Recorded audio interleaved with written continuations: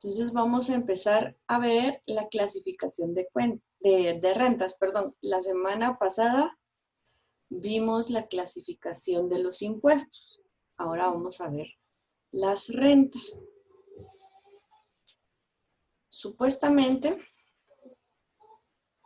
ustedes deberían saber qué es una renta. ¿Sí? Entonces quiero que me digan qué es lo que ustedes saben que son las rentas.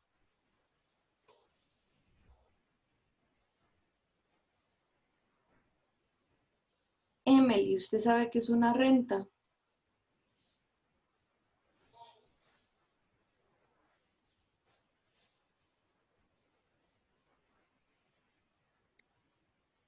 Es una cuota que tenemos que pagar. Exacto, es muy parecido a lo que son los impuestos. Las rentas normalmente se pagan eh, sobre los inmuebles, eh, sobre las casas, los edificios que se tienen y lo van a pagar más que todo, pues obviamente los propietarios de casas, de edificios, de lugares donde hay alquileres o que se están comprando apartamentos o casas. Entonces ahí es donde se pagan las rentas, son los impuestos. Muy bien. Tenemos 4 tipos de renta. Ustedes creo que ya los conocen. Si no los conocen, se los recuerdo. Tenemos la renta bruta, la renta neta, la renta libre y la renta legal. En nuestro libro dice que la renta bruta, según la ley, es sobre el impuesto sobre la renta y son los ingresos que se consideran sin efectuar las deducciones. ¿Sí? Entonces es el impuesto completito.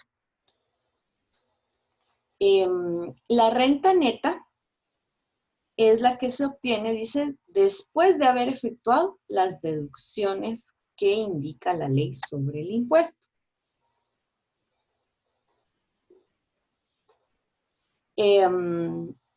La renta libre es la que se obtiene después de deducir no solo los gastos de obtención de la renta, sino también las cargas de todas las clases que puede pesar sobre ella en esta forma.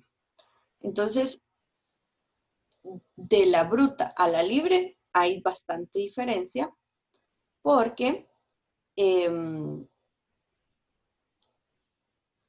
la bruta es totalmente el impuesto y la libre es solo la deducción del impuesto sobre las cargas que tenga la renta. Son totalmente diferentes. Y la legal es la deducción de los totales de los gastos de la renta. ¿Sí? Entonces, la bruta es el impuesto total. La neta son las deducciones sobre el impuesto. La libre son las cargas sobre las deducciones y la legal es la deducción sobre los gastos. ¿Sí? Vamos entendiendo ahí un poquito. Si tienen dudas, me van diciendo y vamos viendo cómo lo solucionamos. ¿Sí? ¿Todo bien hasta ahí? Muy bien. Entonces, vamos a pasar a las tasas y arbitrios, que son otro tipo de impuestos. ¿Sí? Todo esto que vamos viendo son impuestos. ¿Y por qué vamos viendo tantos impuestos en finanzas públicas? Porque a través de estos impuestos es que el Estado funciona. Sin estos impuestos no tenemos nosotros cómo pagarle al Estado para que haga obras públicas, ¿verdad? Entonces las tasas se dividen, o son, perdón, los ingresos derivados de los tributos, perdón, cuya obligación tiene como hecho generador la prestación efectiva o potencial de un servicio público o individual. Por ejemplo, el pago del impuesto de circulación de vehículos, el pago de pasaportes, la extensión de visas, etc. Entonces, de mis impuestos van a ser estos derivados, que son las tasas.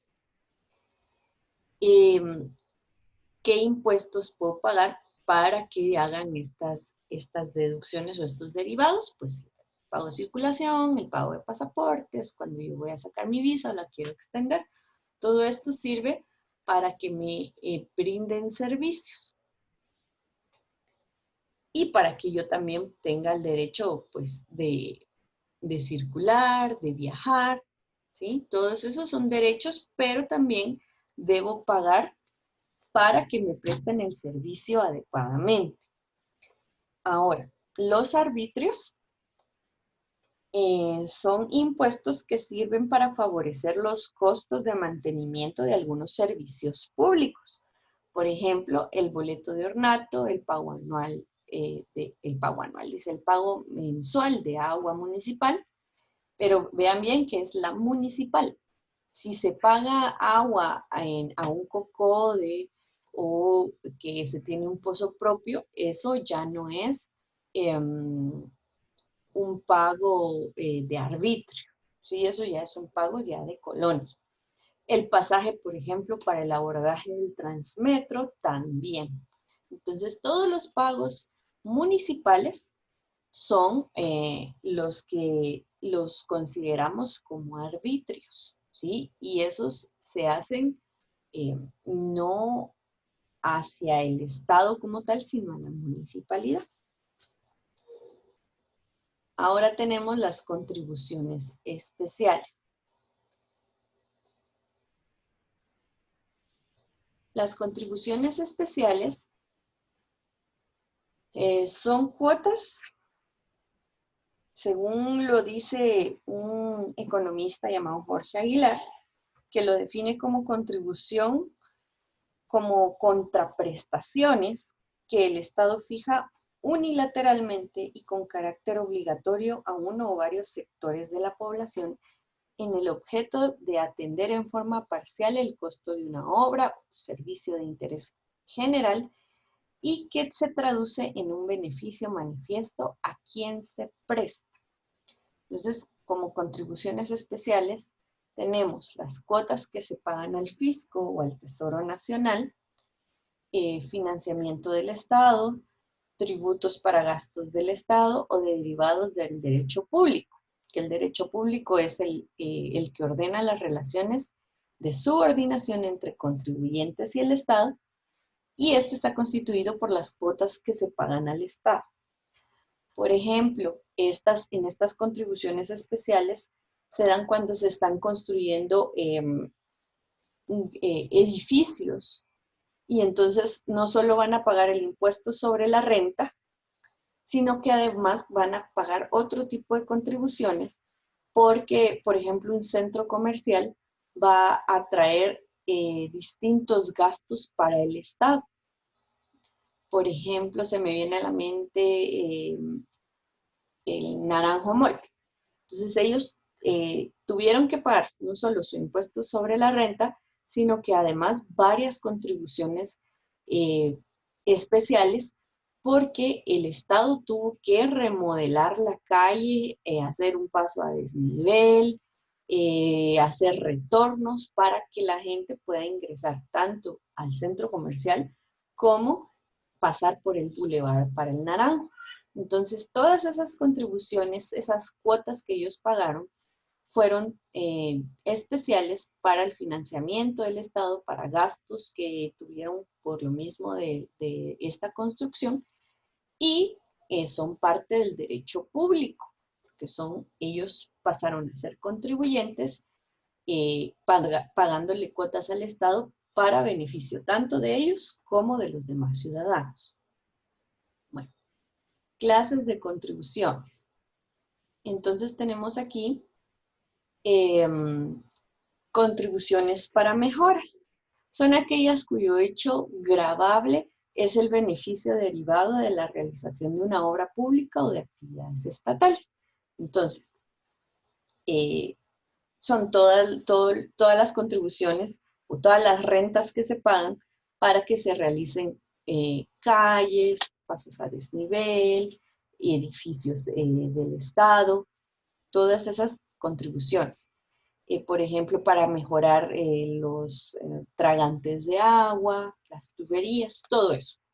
Y las contribuciones de seguridad son las prestaciones del patrono y trabajadores integrantes de los grupos beneficiarios destinadas al financiamiento del servicio de previsión social. Entonces tenemos aquí como ejemplo, en los más grandes serían el IX y el IRTA.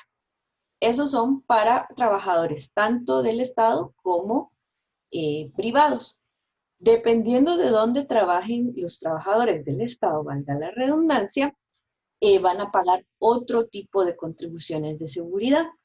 Por ejemplo, recuerdo yo que los maestros del Estado pueden ir guardando un seguro de vida que al final, cuando ellos mueran, les queda ese seguro a sus familias y además les cubre funeraria y todo. Se llama Montepío, recuerdo yo.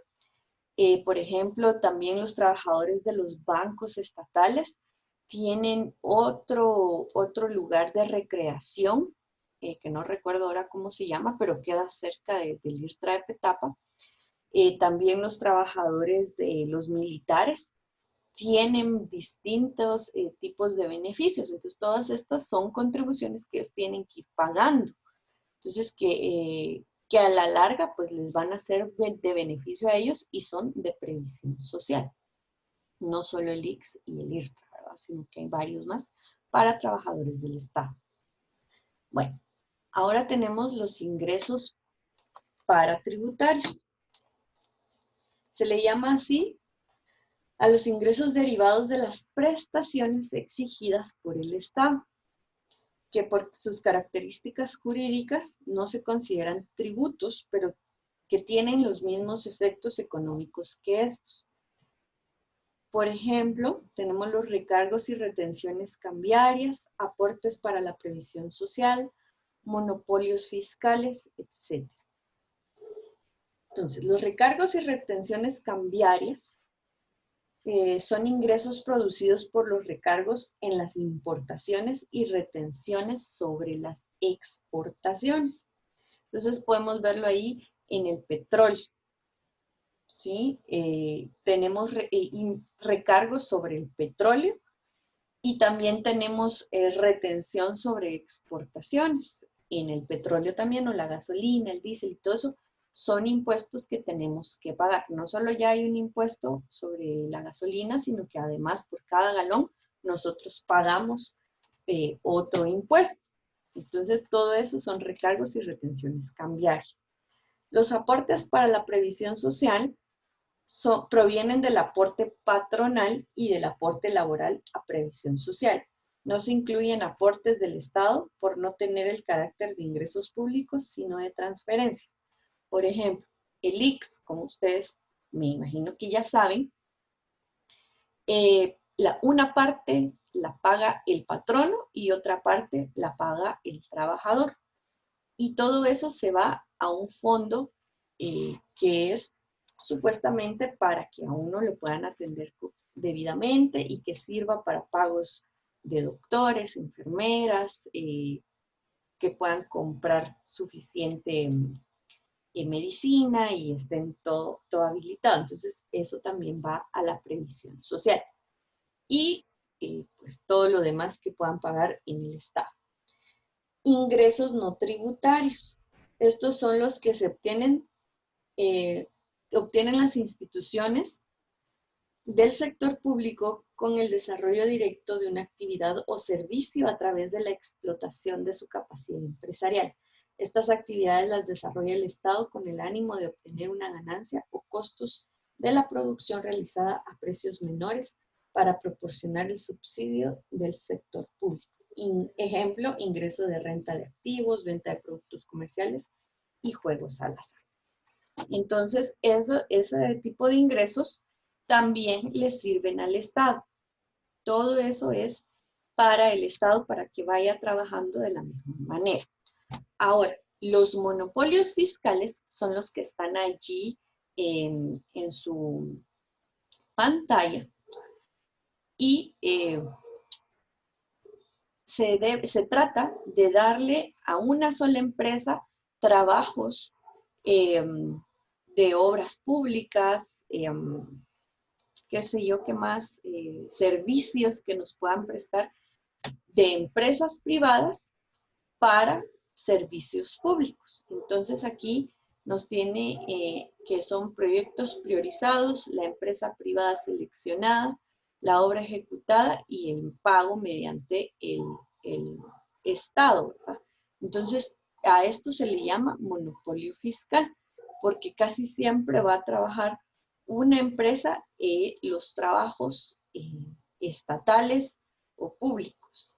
Y estos ingresos que genere esto también eh, a través de la obra pública, entonces van a través de los ingresos tributarios derivados de las prestaciones. Muy bien. Entonces con esto terminamos. ¿Hay alguna duda?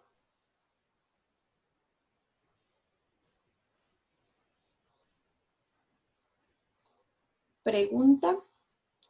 Recuerden, por favor, en este momento poner su, ¿cómo se llama? Su nombre en el chat, se me fue el nombre. Su asistencia es la cosa. Su asistencia, por favor.